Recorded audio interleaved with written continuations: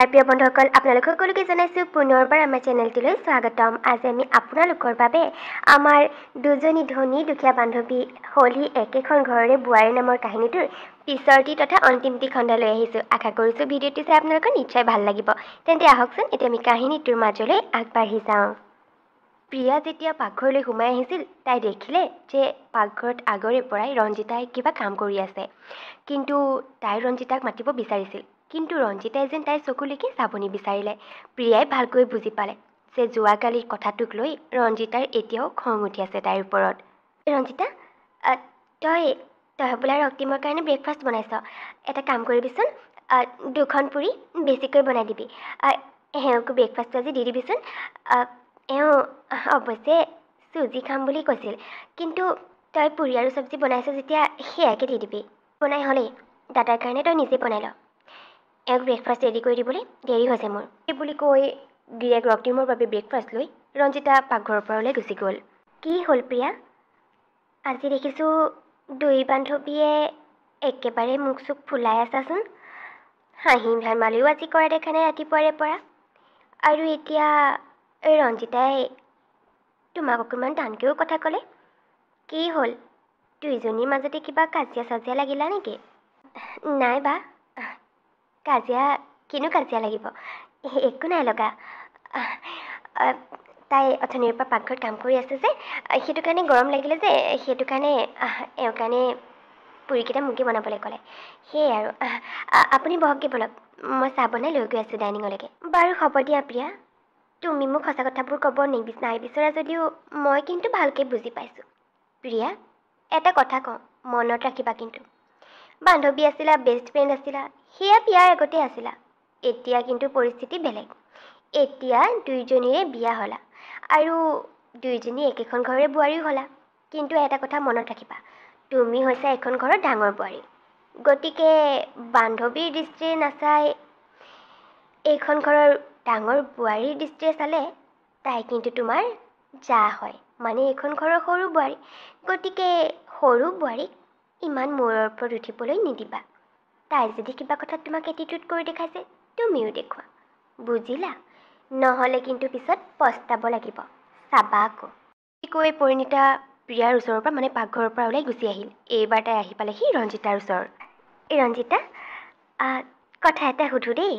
মানে আজি ৰাতিপুৱাৰে পৰা তোমালোক দুইজনীকে ভালকৈ কথা বতৰা পতা দেখা নাই যে, দুইজনীৰ মাজত কিবা লাগিলা নেকি বাৰু? নাইতো বা, একো লগা নাই, কিনো লাগিম। তুমি সঁচাই বৰ আজলি দেই ৰঞ্জিতা। তুমি নক'লেও মই কিন্তু সকলোবোৰ কথা জানিছোঁ। মানে যোৱাকালি দাইলত নিমখ বেছি হোৱাৰ কথাটোত মায়ে যে তোমাক অকণমান খং কৰিলে, তুমি সেইটো কথাকে লৈ প্ৰিয়াৰ ওপৰত খং কৰি আছা নহয় জানো?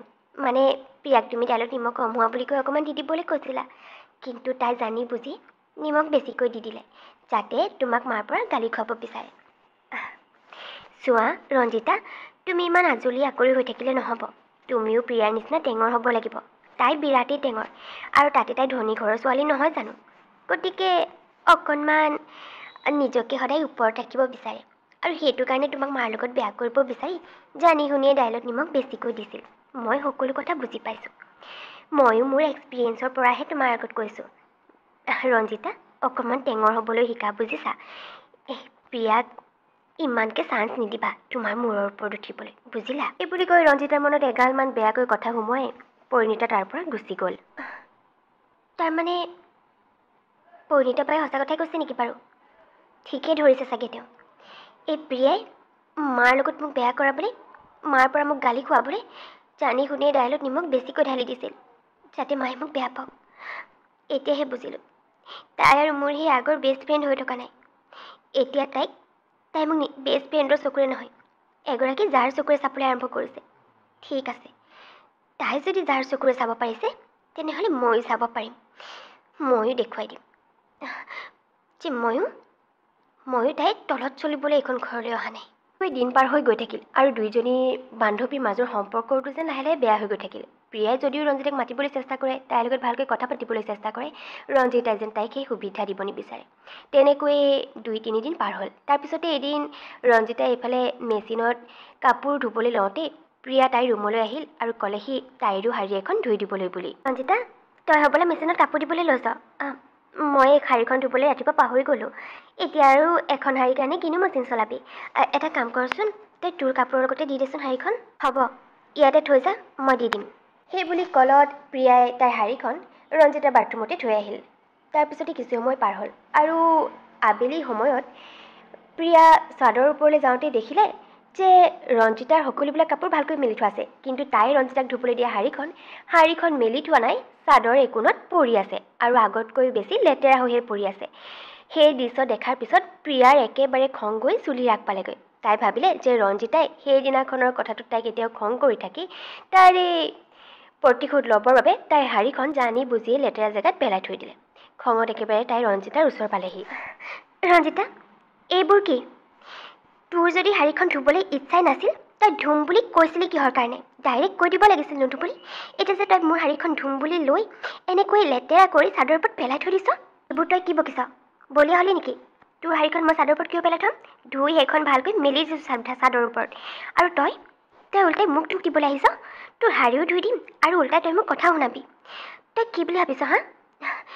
চা, সেইদিনাখনৰ কথাৰ কাৰণে মই তোক ক্ষমা কৰি দিলোঁ, কিন্তু সেই বুলি যি মন যায় তই তাকে মোৰ ওপৰত এনেকৈ দুখ চাপি দিবি নেকি হা? বুলি কৈ দুয়োজনীয়ে একেবাৰে বিতৰ্ক আৰম্ভ কৰি দিলে। ঘৰখনতে হুলস্থুলীয়া পৰিৱেশৰ সৃষ্টি হ'ল। তেনেকুৱাতে শাহুৱেক আৰু পৰিণীতা সিহঁতৰ ওচৰলৈ আহিল। প্ৰিয়া, ৰঞ্জিতা, কি হৈছে তোমালোকৰ বাৰু? এনেকৈ চিঞৰ বাখৰ কৰিছা যে? ওচৰ চুবুৰীয়া মানুহে শুনিলে কি বুলি ভাবিব পাৰোঁ? এই দুদিনৰ আগলৈকে গোটেই ঘৰখনত হাঁহি ধেমালিৰে উপচি আছিল। তোমালোকৰ মিলা প্ৰীতিৰ কথা গোটেই অঞ্চলটোৰ মানুহে প্ৰশংসা কৰিছিল, আৰু এতিয়া তেনেকুৱা দুজনী বোৱাৰীয়ে এনেকৈ কাজিয়া লগা আৰম্ভ কৰিছা হা? হয় মানে মা চাওকচোন, ৰঞ্জিতাই কি কৰিছে মোৰ লগত। সেইদিনাখন দাইলত যে নিমখ অকণমান বেছি হৈছিল, তাই সেইটো কথাৰ কাৰণে এতিয়া মোকে দুখী বুলি ভাবি আছে। ভাবিছে তাই জানি বুজিয়ে মই নিমখ বেছিকৈ দি আপোনাৰ পৰা তাইক গালি খুৱাব বিচাৰিছোঁ, আৰু সেইটো কাৰণে তাই সেই কথাটোৰ প্ৰতিশোধ ল'বলৈ আজি মোৰ শাড়ী এখন ধুম বুলি লৈ চাদৰ ওপৰত লেতেৰা পেতেৰা কৰি পেলাই থৈ দিছে। চাওকচোন, এনেকুৱা কৰিব লাগে জানো বাৰু? হয় মা, মই একো প্ৰতিশোধ ল'ব বিচৰা নাই। কিয় প্ৰতিশোধ ল'ব বিচাৰিম বাৰু? তাই নিজৰ মনটোৰ নিচিনাই মোৰ মনটোকো ভাবিছে, কিন্তু মোৰ মনটো তেনেকুৱা নহয়। মই একো প্ৰতিশোধ লোৱাৰ কথা চিন্তাই কৰা নাই। তাই মোক জানি বুজি গালি খাব বিচাৰিছিল, সেই কথাটো মই সেইদিনাখনে পাহৰিছোঁ, কিন্তু তাই কেনেকৈ মোক মিছাকৈ বদনাম দিছে চাওকচোন মা। হ'ব, দুইজনী মনে মনে থাকা এতিয়া। আচলতে এই ঘৰখনত এই সকলোবিলাক গণ্ডগোল কোনে সৃষ্টি কৰিছে মই সেই কথা গম পাইছোঁ ইতিমধ্যে। আৰু তোমালোকৰ মাজত যে এই কাজিয়া আৰম্ভ হৈছে, এই কাজিয়া আৰম্ভ কোনে কৰাইছে জানানে? এইখন ঘৰৰে এগৰাকী সদস্য, আৰু তেওঁ আন কোনো নহয়, মোৰ একমাত্ৰ ছোৱালী পৰিণীতা। তোৰ বাৰু অকণমানো লাজ নালাগিলনে? ইহঁত দুয়োজনী বোৱাৰীৰ মাজতে এনেকৈ কাজিয়া আৰম্ভ কৰাবলৈ? তই নিজেইতো জাইৰ লগত কাজিয়া লাগি ইয়াত আছহি, এতিয়া মোৰ ঘৰখনতো এনেকৈ অশান্তি কৰিব বিচাৰিছ। মই সেইদিনাখন তোৰ ৰুমলৈ যাওঁতে তই নিজকে কৈ থকা শুনিলোঁ বুলিহে দাইলত যে নিমখ তয়ে বেছিকৈ দি প্ৰিয়াক ফচাব বিচাৰিছিলি সেই কথা শুনিলোঁ, আৰু আজি প্ৰিয়াৰ এই শাড়ীখন তয়ে ৰঞ্জিতাক ফচাবৰ কাৰণে যে তাই ধুই মেলি থোৱা শাড়ীখন নি চাদৰ একোণত পেলাই লেতেৰা কৰিলি সেই কথাও মই শুনিলোঁ। মই আজি লাজ পাইছোঁ তোৰ কাৰণে পৰিণীতা। মই কি তোক এই সংস্কাৰ দিয়ে ডাঙৰ দীঘল কৰিছিলোঁ নেকি? নিজৰ ঘৰখনত অশান্তি কৰি তোক কাজিয়া কৰি গুচি আহিছই মাৰৰ ঘৰলৈ, আৰু এতিয়া ইয়াতো আহি মোৰ ইমান মিলা প্ৰীতিৰে থকা দুইজনী বোৱাৰীৰ মাজত তই কাজিয়া কৰাবলৈ চেষ্টা কৰিছিলি। ওলাই যা, এতিয়া তই এইখন ঘৰৰ পৰা যাগৈ, নিজৰ ঘৰলৈ যাগৈ। তোমালোক দুইজনী ইমান ভাল বান্ধৱী, কিন্তু তথাপিও দ্বিতীয় এজন মানুহে কেনেকৈ তোমালোকৰ মাজত সোমাই এনেকৈ কাজিয়া আৰম্ভ কৰাব পাৰিলে? আচলতে বন্ধুত্বৰ মাজত থাকিবলগীয়া বিশ্বাসকণে নাই তোমালোকৰ ইজনীৰ সিজনীৰ ওপৰত। তোমালোকো কমতি নহয়। শাহুৱেকৰ কথাত তিনিওজনীয়ে যেন খুব বেছি লাজ পালে। পৰিণীতায়ো নিজৰ এই কুকৰ্মৰ বাবে লাজ পালে, আৰু এইফালে প্ৰিয়া আৰু ৰঞ্জিতায়ো নিজৰ বন্ধুত্বৰ মাজত বিশ্বাসকণ জীয়াই ৰাখিব নোৱাৰাৰ বাবে লাজ পালে। আৰু পৰিণীতায়ো নিজৰ কৰণীয়ত অনুতপ্ত হ'ল। তাইও বুজি পালে যে তাই কিমান ভুল কাম কৰিছিল, আৰু আচলতে জাইকৰ লগত কাজিয়া কৰি তাই এনেকৈ ঘৰ এৰি আহিব নালাগিছিল বুলিও তাই নিজৰ ভুলবোৰ বুজিব পাৰিলে, আৰু সকলোকে ক্ষমা বিচাৰি তাই গিৰিয়েকৰ ঘৰলৈ গুচি গ'ল। আৰু এইফালে প্ৰিয়া আৰু ৰঞ্জিতাই ইজনী সিজনীক ক্ষমা বিচাৰিলে, আৰু প্ৰতিজ্ঞা কৰিলে যে এইবাৰ কোনো তৃতীয় পক্ষই সিহঁতৰ মাজত আৰু এনেকৈ কাজিয়া লগাব নোৱাৰে। সিহঁতৰ যি বিশ্বাস হেৰাইছিল ইজনে সিজনীৰ ওপৰত সেই বিশ্বাস পুনৰ ঘূৰাই আনিব আৰু এই বন্ধুত্বক সদায়ে জীয়াই ৰাখিব। তেন্তে আমাৰ এই কাহিনীটো আপোনালোকৰ কেনেকুৱা লাগিল? যদিহে ভাল পালে তেন্তে প্লিজ ভিডিঅ'টো লাইক আৰু এটা কমেণ্ট কৰি দিব। আৰু যদি আপোনালোক আমাৰ চেনেলত নতুন তেন্তে প্লিজ আমাৰ চেনেলটো ছাবস্ক্ৰাইব কৰি দিব। তেন্তে লগ পাম পুনৰ এটা নতুন ভিডিঅ'ৰ সৈতে। তেতিয়ালৈকে বাই বাই।